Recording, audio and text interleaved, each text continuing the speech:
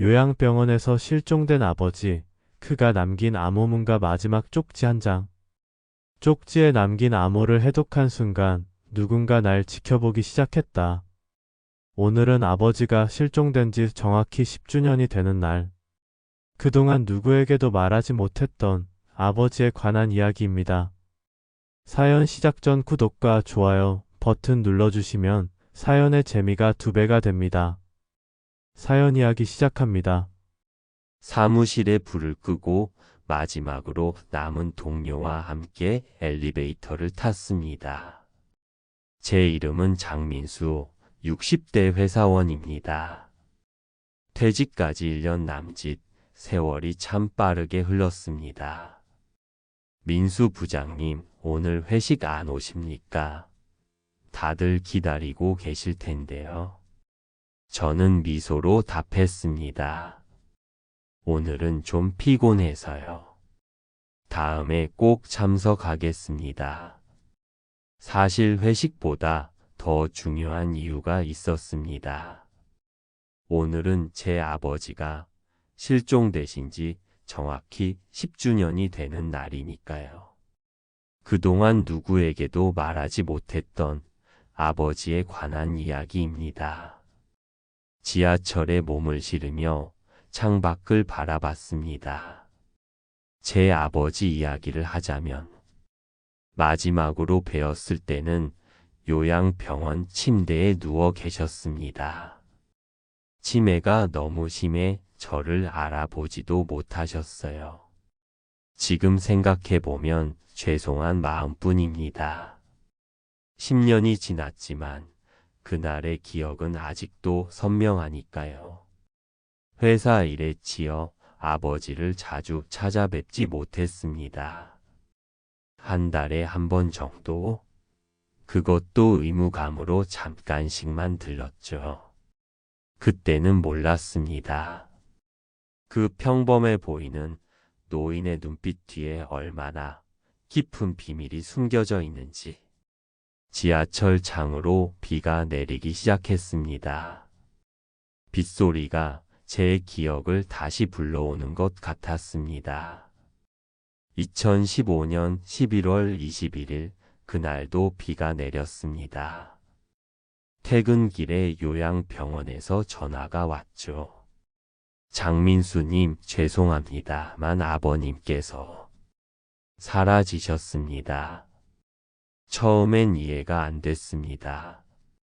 걸을 수도 없는 80대 노인이 어떻게 사라질 수 있겠습니까? 간호사는 당황한 목소리로 말했습니다. 모든 CCTV를 확인했지만 어떻게 나가셨는지 흔적이 전혀 없습니다.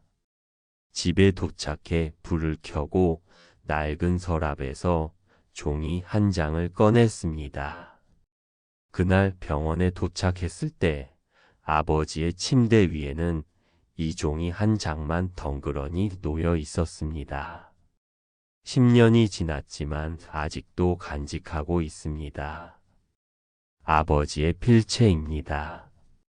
오래된 종이를 살펴보니 그때와 같은 감정이 밀려옵니다. 거기엔 삐뚤빼뚤한 글씨로 이렇게 적혀 있었습니다. CX-291, 77.4, LUCIA 412. 경찰은 이걸 보고 어깨를 으쓱했습니다. 치매 환자의 헛소리겠죠. 곧 어디선가 발견될 겁니다. 하지만 아버지는 발견되지 않았습니다. 일주일이 지나고 한 달이 지나도 차가운 맥주 한 모금을 마시며 창밖을 바라봅니다. 정말 이상한 일이 시작된 건 아버지가 사라진 지 3주쯤 됐을 때였습니다. 퇴근길 누군가 저를 지켜보는 느낌이 들었죠. 처음엔 그저 피곤한 탓이라 생각했습니다. 하지만 그 느낌은 계속됐고 어느 날 아침 현관문 앞 쓰레기 봉투 속에서 작은 카메라를 발견했습니다. 10년이 지난 지금도 그때의 공포가 생생합니다. 그날 밤 친구를 만나러 집을 비웠는데 돌아와 보니 누군가 집에 침입한 흔적이 있었습니다. 도둑은 아무것도 훔쳐가지 않았지만 집안 구석구석을 뒤진 것 같았습니다. 특히 아버지의 물건들이 있는 다락방을. 그날 처음으로 아버지의 오래된 트렁크를 열어봤습니다. 20년 넘게 손대지 않았던 그 트렁크 속에는 낡은 앨범, 군대 시절 사진들, 그리고 제가 전혀 모르는 아버지의 삶이 담겨 있었습니다. 서랍에서 그때의 사진 한 장을 꺼내 봅니다. 젊은 시절의 아버지와 금발의 서양 여성이 나란히 서 있는 사진입니다.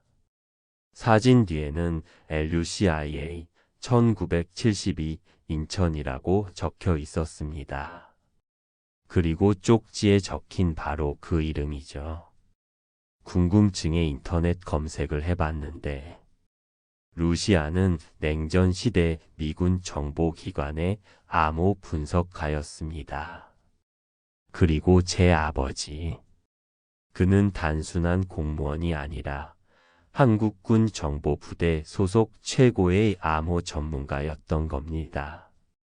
맥주를 한 모금 더 마십니다. 이전의 삶이 거짓말처럼 느껴졌습니다.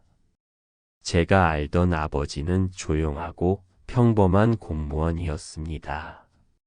가끔 술을 마시고 화를 내기도 했지만 대부분의 시간을 책상 앞에서 보내는 그저 그런 아버지였습니다.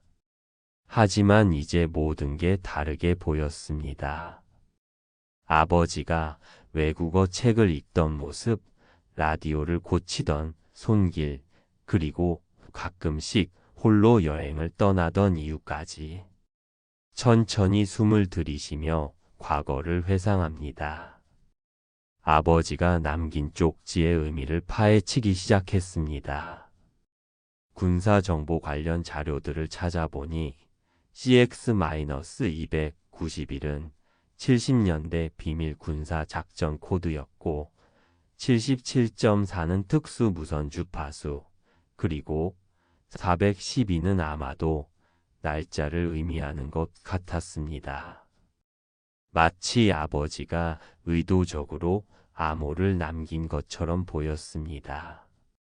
그리고 우연히, 아니 어쩌면 운명이었을지도 모르겠습니다. 아버지의 낡은 일기장에서 CX-291 문서가 폐기되면 내 임무도 끝난다라는 문장을 발견했습니다. 그 문장 밑에는 주파수 번호가 적혀 있었고 그 주파수가 바로 77.4였습니다. 아파트 창문에 빗방울이 떨어지는 소리가 들립니다. 10년 전의 그 밤처럼 아버지의 오래된 무전기를 찾아냈습니다. 녹이 슬고 먼지투성이었지만 여전히 작동했습니다. 4월 12일을 기다렸습니다. 그날 밤 정확히 7시 7분 4초에 무전기를 켜고 주파수를 77.4로 맞췄습니다. 지금도 그 순간을 생각하면 손이 떨립니다. 처음엔 잡음만 들렸습니다. 하지만 잠시 후 아버지의 목소리가 들리기 시작했습니다. 이 녹음을 듣는다면 민수야, 내가 이미 이 세상 사람이 아닐 거다. 아버지가 평생 지켜온 비밀을 이제 너에게 알려주마. 바람이 창문을 두드렸고 저는 숨을 죽였습니다. 아버지의 목소리는 또렷했습니다. 치매의 흔적은 찾아볼 수 없었죠. 그는 40년 동안 자신이 알고 있던 비밀에 대해 말했습니다. 1970년대 한국과 미국의 비밀정보 교환 작전, 북한 고위 인사들의 망명을 도운 비밀 루트, 그리고 그 과정에서 벌어진 비리와 음모까지. 그 중에서도 가장 충격적인 것은 CX-291 작전에 대한 내용이었습니다. 국가 안보를 위협하는 첩자들을 제거하는 비밀 작전이었는데 점차 정치적 반대파나 불편한 진실을 아는 사람들까지 첩자로 분류되어 제거되었다는 것이었습니다. 아버지는 암호 분석관으로 이 모든 것의 증인이었습니다. 그는 양심의 가책을 느꼈지만 국가와 가족의 안전을 위해 침묵했습니다. 그리고 은퇴 후에도 그들은 아버지를 감시했다고 했습니다. 부엌에서 커피를 한 잔 더 끓입니다. 녹음의 마지막 부분에서 아버지는 이렇게 말했습니다. 민수야, 내가 치매가 심해지면서 실수로 이 비밀에 대해 말하기 시작했다. 그들은 나를 제거하려 할 것이다. 하지만 난 그들보다 한 발 앞서 있었다. 이 녹음과 함께 모든 증거 자료를 특별한 장소에 숨겨두었다. 내가 이 녹음을 듣는다면 그것은 내가 진실을 알 준비가 되었다는 뜻이다. 선택은 내 몫이다. 진실을 세상에 알릴 것인가, 아니면 빗줄기가 더 세차게 창문을 두드립니다. 녹음이 끝나자마자 창문 너머로 검은 세단이 집 앞에 멈추는 것이 보였습니다. 낯선 사람들이 내렸고 그들은 분명 평범한 사람들이 아니었습니다. 그날 밤 저는 짐을 꾸려 친구 집으로 피신했습니다.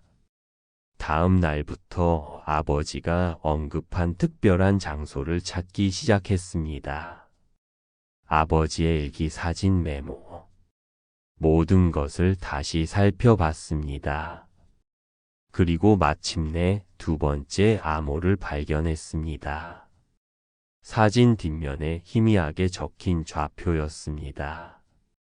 그 좌표는 인천 앞바다의 작은 무인도를 가리켰습니다.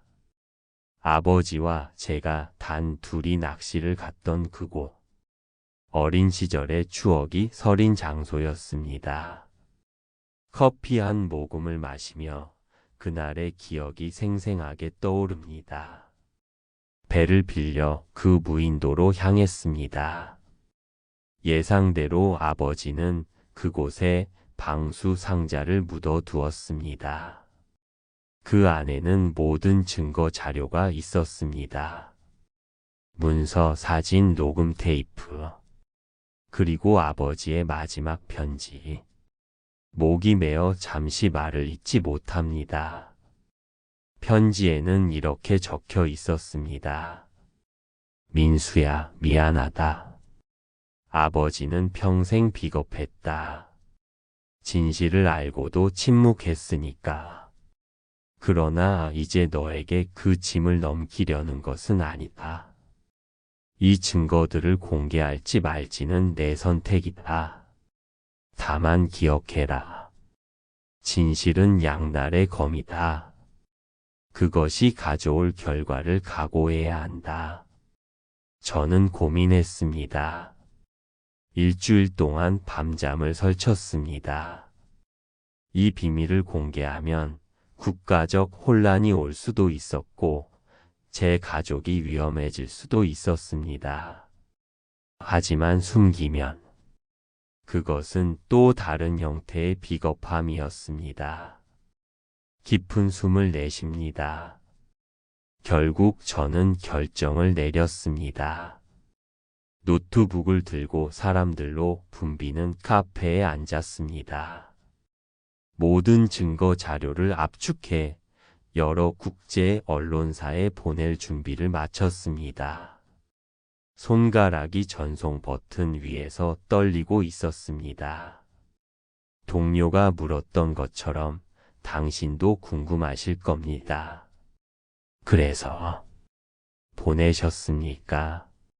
미소를 지으며 창밖을 바라봅니다.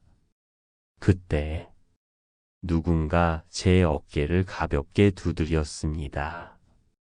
뒤를 돌아보니 그곳엔 제가 죽었다고 생각했던 아버지가 서 계셨습니다. 커피잔을 내려놓고 깊은 한숨을 쉽니다. 아버지는 치매의 흔적 없이 또렷한 눈빛으로 저를 바라보고 계셨습니다. 민수야, 이제 알게 되었구나. 내 진짜 모습을. 아버지의 목소리는 녹음에서 들었던 것과 똑같았습니다. 비가 그치고 어둠이 내립니다. 창문에 비친 제 모습이 보입니다. 10년이란 세월이 지났지만 그날의 기억은 여전히 선명합니다. 아버지는 자신의 죽음을 가장했다고 말했습니다. 비밀 조직이 그를 제거하려 하자 한 발 앞서 도망친 것이었습니다. 그리고 제가 진실을 알게 될 때까지 그림자처럼 저를 지켜보고 있었다고 했습니다. 아버지는 저에게 물었습니다. 민수야, 넌 어떤 선택을 할 거니? 저는 망설였습니다.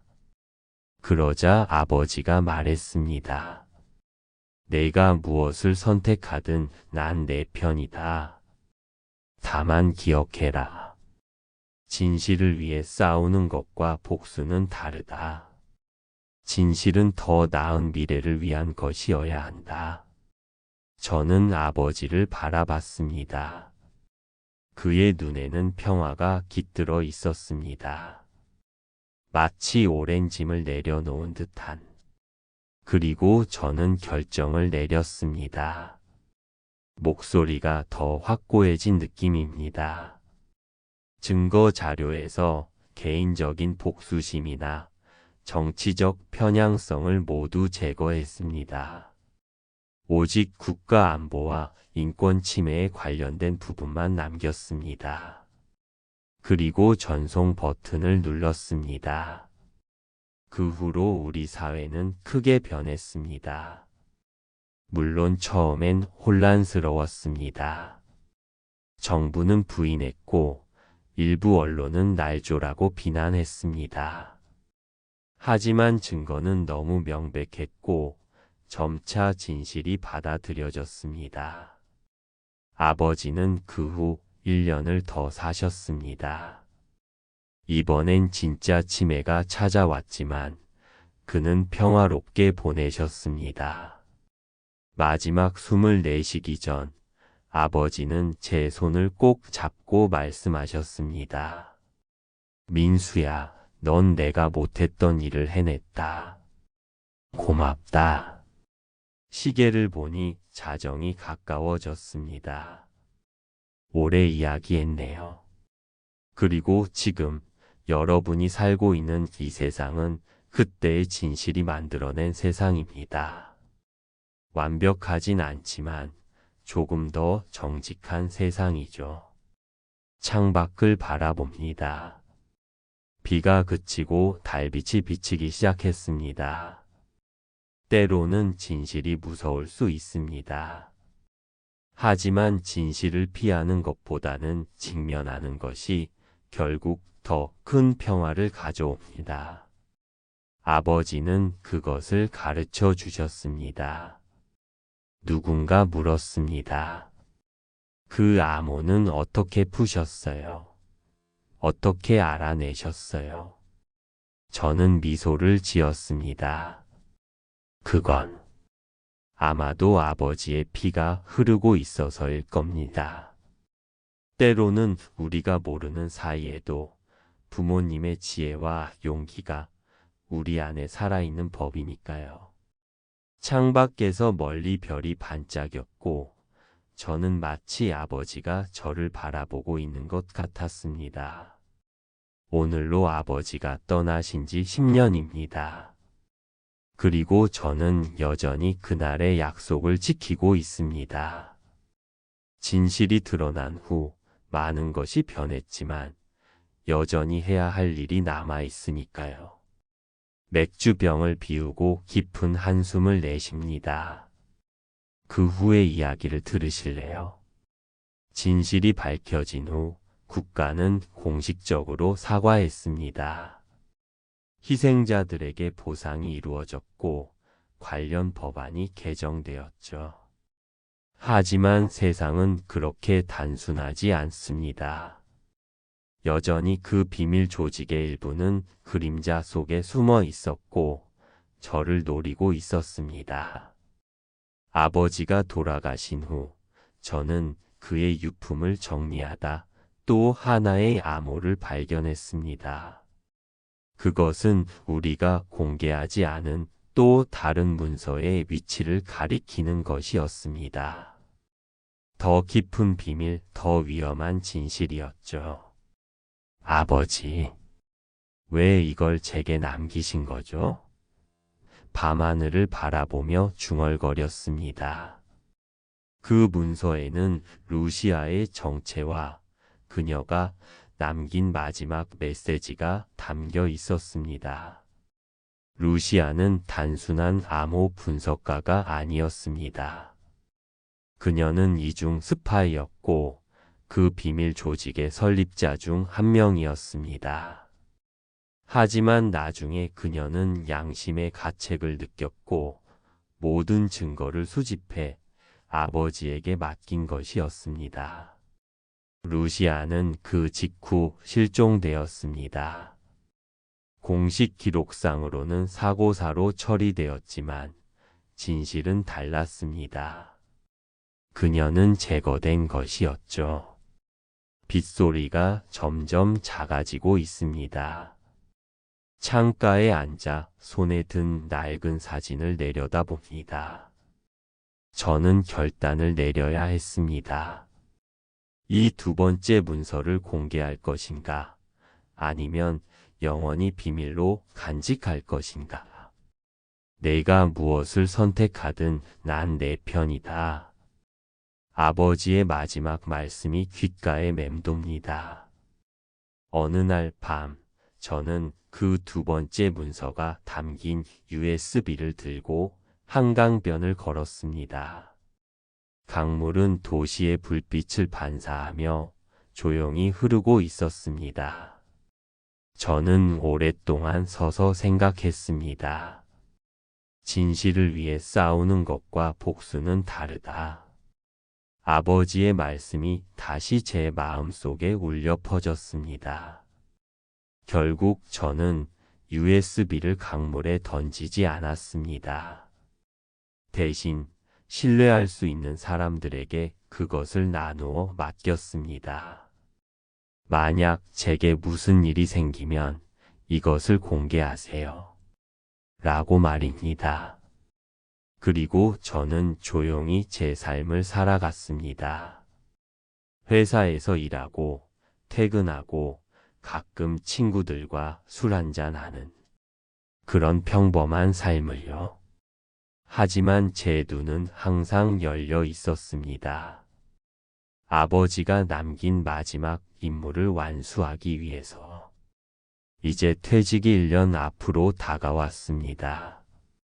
그리고 제 아들 준호는 대학을 졸업했죠. 언젠가 저도 아들에게 이 이야기를 해줄까요? 아니면 이 비밀을 저와 함께 묻어버릴까요? 맥주병을 치우고 창가를 정리합니다. 이제 잠자리에 들 시간이 되었네요. 오늘 밤 꿈에서 아버지를 만날 수 있을까요? 그가 미소 지으며 물어볼까요? 민수야, 넌 어떤 선택을 했니? 저는 자신 있게 대답할 수 있습니다. 아버지, 저는 진실의 편에 섰습니다.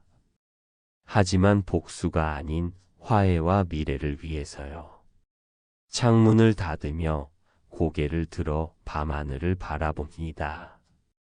구름이 걷히고 별들이 더 선명하게 빛나고 있습니다. 마치 아버지가 저를 지켜보며 미소 짓고 있는 것 같습니다. 침대에 누워 눈을 감으며 생각합니다. 어쩌면 우리 모두는 각자의 암호를 품고 살아가는지도 모릅니다. 그리고 그 암호를 풀어가는 과정이 바로 삶이 아닐까요? 안녕히 주무세요, 아버지. 내일도 저는 당신이 남긴 길을 따라갈 것입니다. 밤은 깊어가고 새로운 하루가 다가오고 있습니다. 아버지의 유산은 이제 제 것이 되었고 언젠가는 준호의 것이 될 것입니다. 진실을 지키는 책임, 그리고 그것을 언제 세상에 내놓을지 결정하는 지혜. 눈을 감으며 마지막 생각이 스쳐 지나갑니다. CX-291, 77.4, LUCIA 412. 이 암호는 이제 우리 가족의 상징이 되었습니다. 용기의 상징, 진실의 상징, 그리고 사랑의 상징. 잠이 깊어지며 마음이 평온해집니다. 그리고 저는 알고 있습니다. 아버지가 떠나신 지 10년이 지났지만 그분의 영혼은 여전히 저와 함께하고 있다는 것을. 사연 재미있게 들으셨나요? 구독과 좋아요 잊지 마시고요. 다음 영상으로 더 재미있는 사연 가져오겠습니다. 감사합니다.